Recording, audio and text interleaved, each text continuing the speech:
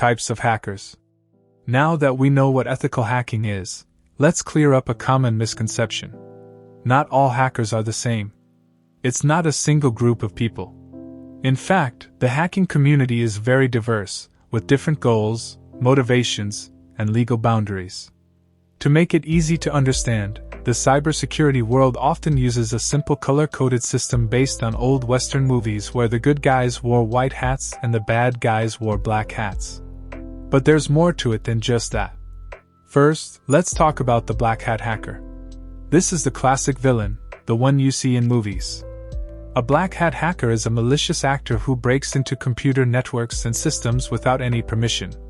Their goal is usually personal or financial gain. They want to steal sensitive data like credit card numbers, patient records, or corporate secrets. They might deploy ransomware to lock your files and demand money, or they might just vandalize a website for the fun of it. Their actions are illegal and cause real harm to individuals and organizations. They are the digital criminals. On the opposite end of the spectrum, we have the white hat hacker. This is the ethical hacker we just discussed. A white hat hacker is a security professional who uses their skills for good. They are hired by companies to find security weaknesses, but they do so with full authorization and a legal contract. Their goal is to improve security. They follow a strict code of conduct and report all their findings to the organization so the problems can be fixed. When you are studying for the CEH and eventually get a job as a penetration tester, you are aiming to become a white hat hacker. Now, between the clear-cut good and the clear-cut bad, there is a large gray area. This is where we find the gray hat hacker. A gray hat hacker operates without explicit permission from the system owner, but they also don't have the purely malicious intent of a black hat. Let me give you a scenario.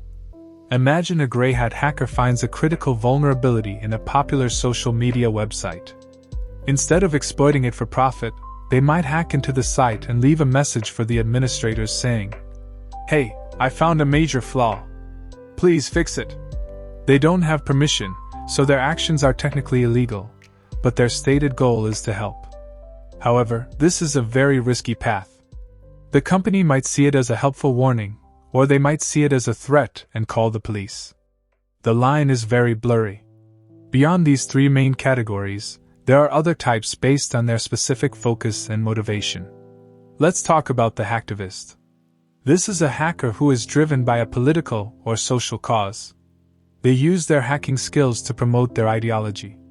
They might deface the website of a government they disagree with, leak sensitive information from a corporation they see as unethical, or launch cyber attacks to disrupt services.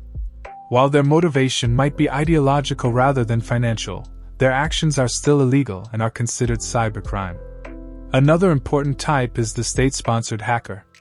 These are hackers who are employed by a nation-state. They are highly skilled, well-funded, and their targets are often other governments, critical infrastructure like power plants, or large corporations.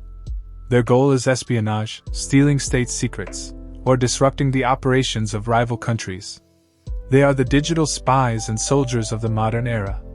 Finally, you have script kiddies. This term might sound funny, and it is a bit derogatory. Script kiddies are individuals with little technical expertise. They don't write their own tools or understand the deep mechanics of an attack. Instead, they download pre-written scripts and tools from the internet and use them to launch attacks. They are like vandals who use a spray can they found rather than crafting their own tools. While they may not be highly skilled, they can still cause significant damage, much like a kid with a spray can still deface a building. Understanding these different types is crucial because it helps you understand the threat landscape. You are not just defending against one type of enemy. You need to be prepared for the sophisticated, patient state-sponsored actor as well as the random, disruptive script kiddie. Glossary for types of hackers. Black hat hacker. A hacker who breaks into systems without permission for personal or financial gain. Their actions are illegal and malicious. They are the digital criminals. White hat hacker. Another name for an ethical hacker. They use their hacking skills for good, with explicit permission, to help organizations improve their security. Gray hat hacker. A hacker who operates in a moral gray area.